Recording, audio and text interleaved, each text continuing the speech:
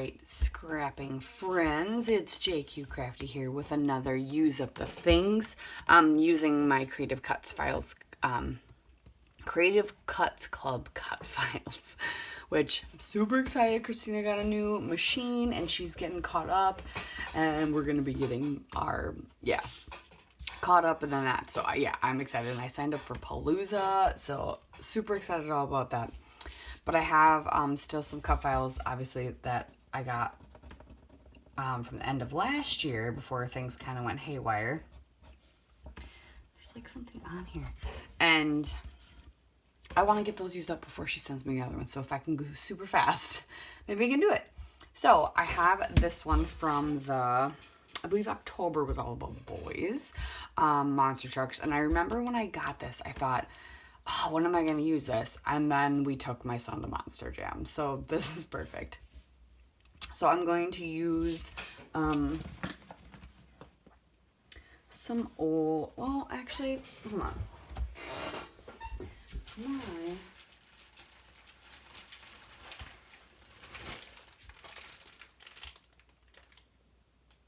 Yeah, I was thinking about using up my Legendary, because I don't have a lot left, but it's greens and blues and not a lot of purples, and Mohawk Warrior, our favorite one, is purple. So I think what we're going to do is I'm going to look through some of my old kits, some of my old scrap room kits, and see if I can find one that I like that would go with this. Otherwise, I will just use some of that Imagine That Echo Park collection that I have left. But let's get started. So I rummaged through all my little kits, partial kits and full kits that I had still from Scrap Room, and I actually had this Pink Fresh Studio Boy Fort kit, which I hadn't even touched, and this is one I actually think I purchased last year. They had like a bunch of kits, like single shot kits on sale for it was like clearanced out, and I remember there being, I was just gonna look, when was Boy Fort, what year was it? 17. Okay, I didn't think it was that old, so this is actually relatively new. So I grabbed that because it has like a purpley blue in it, and I thought it would complement it well, and I really liked some of the backgrounds. But first, what I'm going to do is I'm going to play around with this awesome cut file, and I'm going to add some color to it and texture, because the monster truck we are by is black and purple, and so I'm going to use some of my Vicky Bouton watercolor pens, or no, just kidding. These are not Vicky Bouton. I have Kelly Creates aqua brushes. That's what I have. Kelly Creates aqua brushes. She has a really pretty purple in there and a really pretty like deep blue. So I'm just kind of doing some shading, blue on the top to purple, and then doing a little bit of black around the bottom. And now I'm going to use some of my Distressed Ink, my black, because I love this black, and put it on the wheels. And I cut out a lot of just the boring stuff of filling it in and then doing it. And now I'm going to take my Versamark and I'm going to stamp this textured stamp I got from Kaiser Craft. And I got it more recently. This one is called Gritty, so it's just a texture stamp. But I love texture stamps. They're like my favorite thing, especially if you're gonna layer up like oxides and want to add something to the top. So I layered that. I did that, and well, I did the watercoloring and the inking, and later I'm gonna do all the texturing. So while it's drying, I'm looking through all of the Boy Fort. I was just gonna tell you everything that I did with the cut file when I'm like, oh yeah, that's right, on the video. I have not done that yet. So now I'm just going through all the papers that I have, which are just a few of them, in this Boy Fort collection. And like I said, this was a scrap room kit. So it comes with 2 cardstocks and a little bit of the embellishments that come in the collection, and then always 3 pattern papers, sometimes more stuff. But that's typically what you get. So I was just looking through, trying to figure out which one I liked for a background. I really liked this gray because it was more white. A lot of the other papers, well, the paper with the circles, if you notice, like it's like this khaki off-white. It's not off-white because it's definitely more of a khaki color. I'd say like a very pale tan. And so the cardstock is that color. So I didn't want to use the cardstock. But I decided on this gray and white paper for my background. And I really liked that. It wasn't too busy to distract, but it was just busy enough that it gave some interest, I think.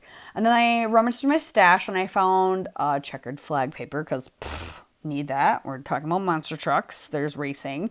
And then I just kind of dug. I don't have a lot of purple actually in my my scrap bin of my stash, just scraps. So I dug through and found some of the deeper blues that I thought would good. Just matting my photos, matting the photo of him that you can see standing with more of the truck in the background that I kind of cropped down smaller, matting that twice, and then matting the other one of him dabbing, because that's our thing lately, is dabbing and flossing.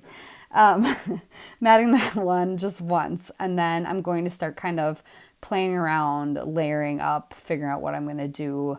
I decided to cut, which I have not done yet.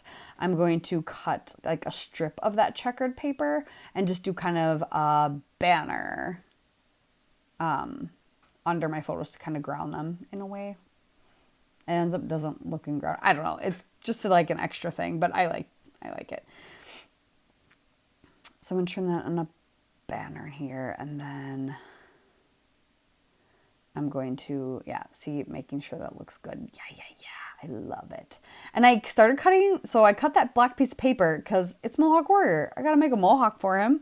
So I cut it kind of big, not sure like how big I wanted to do it. Now I'm just kind of trimming it down to size and figure out where I'm going to want to glue it down. So after I finish playing around with my cut file, I will attach the mohawk. So I'm just going to finish up with this banner, and all I did was just to make it pop off, since that paper is like a gray and white, just to make the black and white checker pop off a little more. I'm just going to ink the edges of it just to make it pop a tiny bit.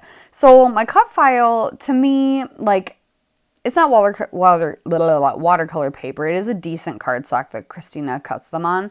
But, I mean, even when I spritzed it with the water, it kind of warped a little. And I knew it wasn't going to watercolor great. And so I kind of want to try something out. So I'm going to take my Versamark and that gritty stamp that I was talking about from Kaiser Craft. And I'm going to just go over the tires. And I'm going to then put clear embossing powder down. And then I decide I want to do that to the top as well, because I like the color on the top. I just don't like how it doesn't look watercolor. It doesn't look blended well. And that's because it's not watercolor paper. Things just didn't blend very well. And I kind of wanted it muted a little bit more because I wasn't trying to match the truck. And it looks like I really didn't match the truck. So I figured if I did clear embossing powder over, I could do the Resist, which I've been dying to try. I don't know why I haven't done it yet. And I think I'm going to do, I have an idea for a background now too. But I'm going to do a Resist on the top and on the tires. Well, the tires aren't going to get a Resist because it's just going to get heat embossed clear. So it's just going to give the tires texture.